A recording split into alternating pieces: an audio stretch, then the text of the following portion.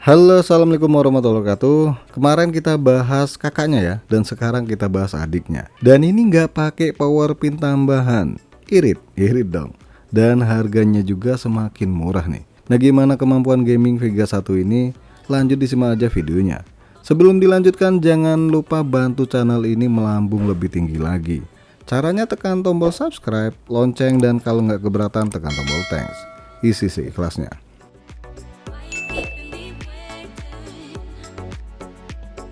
Nggak tahu sampai kapan nih Vega bakal beredar di pasaran. Kalau seandainya umurnya panjang, Vega ini bakal jadi inceran kaum mendang-mending merinding.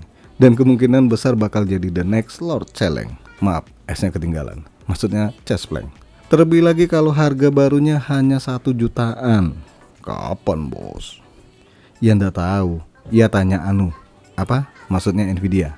Yap, kita bakal bahas Nvidia RTX 3050 6GB DDR6 96 bit. Dan brand yang saya pakai buat uji kali ini merek PND ya, seri Verto. Dengan harga barunya di kisaran 2,7 juta rupiah lebih dikit. Garansi resminya 3 tahun. Secara kemampuan sendiri sih VGA ini mirip-mirip sama AMD Radeon RX 588GB. Bukan versi sunat ya, versi biasa. Atau kemampuannya sedikit di atas Nvidia GTX 1060 6GB. Untuk rekomendasi layar buat gaming di VGA ini masih oke nih di 1080p. Terus kebutuhan daya minimum power supply-nya adalah 250 watt dengan TDP hanya 70 watt. Oke deh, langsung kita unboxing produk dari PND ini.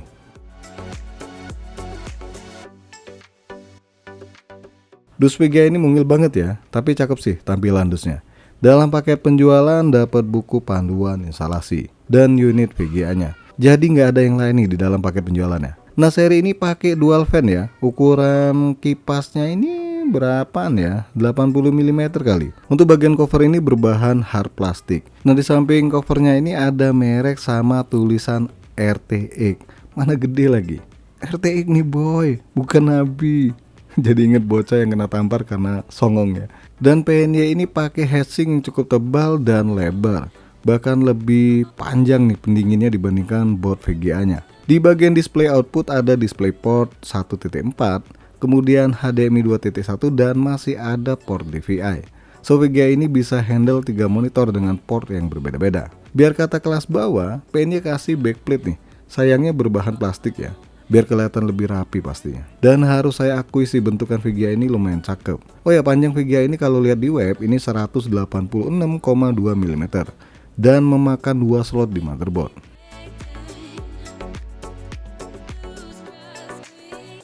Untuk spek PC yang saya pakai, alhamdulillah nih, udah ganti AMD Ryzen 7 9800X3D. Tapi ya mimpi doang sih.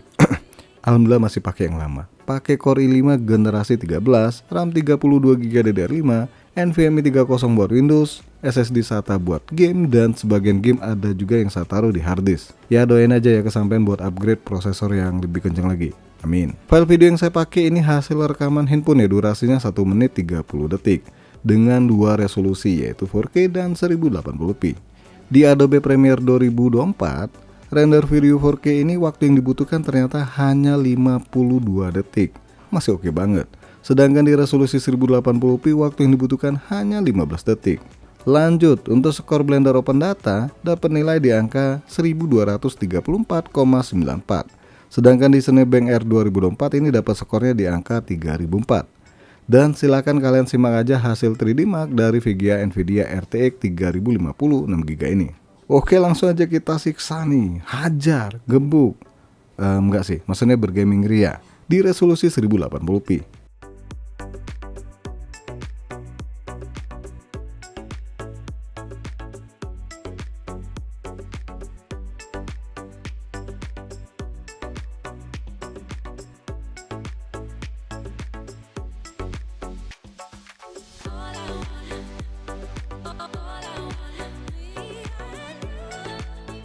PS25, FIFA 24, Forza Horizon 5, dan Need for Speed series. Di game PS25 nggak pakai ragu dong, settingan high, karena mainnya juga di resolusi 1080p.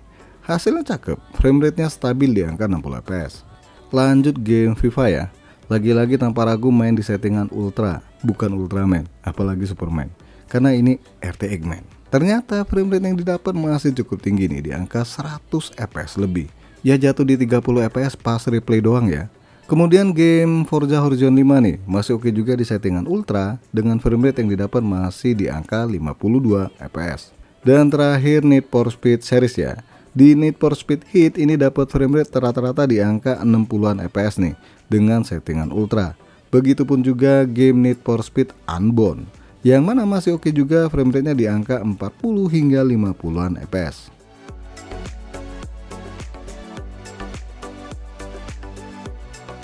AC Valhalla, Far Cry 6, Guardian Galaxy, Horizon Zero Dawn, GTA, WD Legion, dan Wukong. Langsung deh kita bahas satu paket game yang ada Backsmart toolnya. Untuk game AC Valhalla masih oke nih di settingan ultra, walaupun frame rate minimumnya ini tergolong hancur. Ya kalau mau oke sih pakai settingan very high, ya gitulah pokoknya.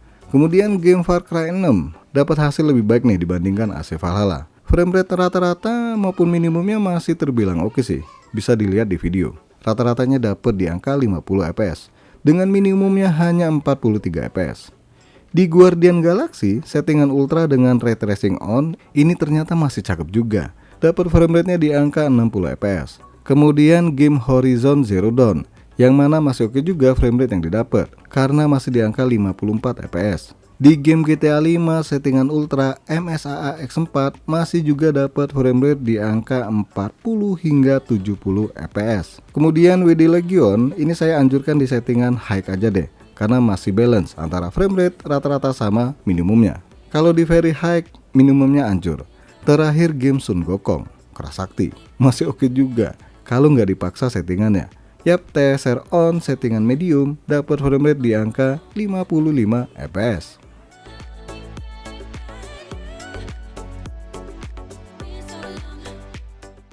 Apex Legends, Counter-Strike 2, PUBG, The Final, dan Valorant. Di Apex Legends settingan ultra masih oke, frame rate-nya di angka 90 hingga 100 fps lebih. Kalau mau lebih jos lagi pakai settingan low, frame rate-nya bisa tembus di angka 165 fps. Lanjut Counter Strike 2, settingan ultra mirip sih sama Apex Legends ya, di angka 80 hingga 100 fps lebih. Sedangkan kalau di settingan low, frame rate-nya bisa tembus 200 fps lebih, tumpeh-tumpeh pokoknya. Kemudian di game PUBG kalau set ultra, frame rate-nya hanya di angka 60 hingga 70 fps. Kalau settingan low ini bisa di angka 180 fps lebih. Itu kenapa bos? Kurang makan sih, makanya jalannya ngesot. Ya kena tembak lah bre, pakai nanya. Di game The Final settingan epic, RT globalnya di set static, maka frame rate-nya di angka 50 hingga 60-an fps. Sedangkan di settingan low, baru deh bisa tembus di atas 100 fps. Nah kalau mau lebih kenceng lagi aktifkan DLSS, frame rate-nya bisa jos gandos lagi pastinya. Terakhir game Valorant ya, kalau ini no comment. Mau set high dan low hasilnya beda tipis. Ya liatin aja di video, lagi capek ngomong.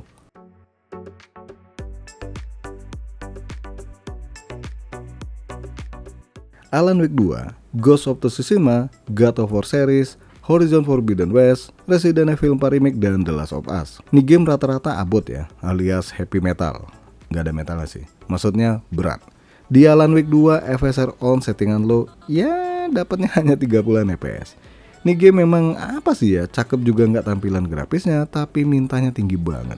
Kemudian game Ghost of Tsushima, ini masih oke juga di settingan high tanpa FSR ya, dengan frame rate-nya di angka 30 hingga 40 fps. Kalau mau jos lagi ya tinggal aktifkan FSR atau DLSS. Di game God of War pertama, kalau di settingan ultra dapat angka 30-an fps. Ya paling oke sih settingan high aja deh, karena tembus di angka 50-an fps. Lanjut game God of War Ragnarok.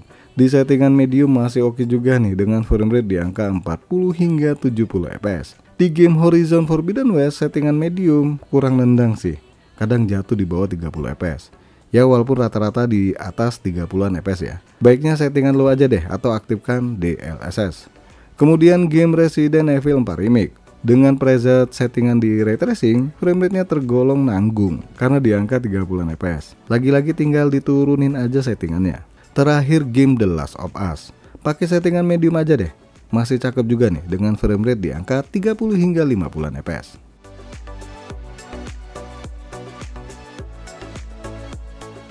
Genshin Impact, Honkai, dan Wuthering Waves. Ini game gacha kumpul jadi satu di mari ya, tapi nggak gosip macam tetangga.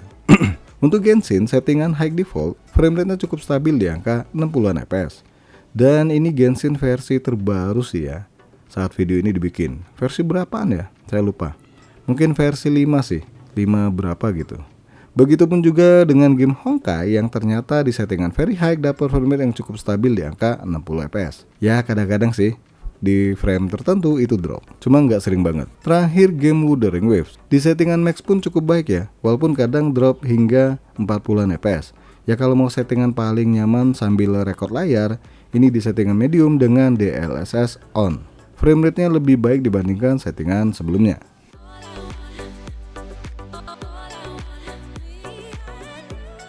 Sekarang kita lihat suhu yang dihasilkan dan juga sedotan daya listrik VGA Nvidia RTX 3050 versi 6GB ini.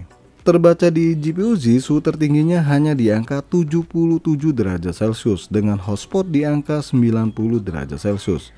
Nggak adem-adem banget, tapi masih tergolong aman.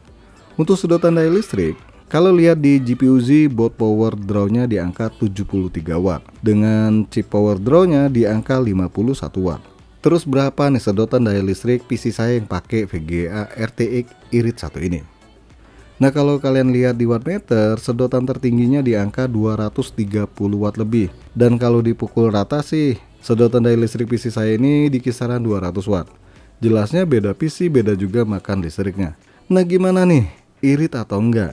Lanjut aja dikomentarin. Sekarang kita tarik kesimpulan dari VGA 1 ini. Sejatinya VGA ini masih sangat oke dimainkan di settingan ultra resolusi 1080p di sebagian game. Walaupun harus mengalah di sebagian game kalau mau nyaman ya.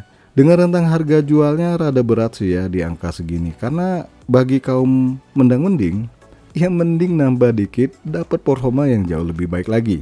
Tapi kalau seandainya harga terjun bebas di angka 1 jutaan untuk barunya, ya kemungkinan besar VGA ini jadi VGA favorit gamer carry hore yang pengen irit listrik pasti ya. Oke guys, semoga video ini bisa mencerahkan bagi kalian yang pengen VGA gaming irit listrik kelas RTX. Jangan lupa support terus channel ini dengan cara subscribe, like, dan share. Terima kasih udah mampir di NK Channel.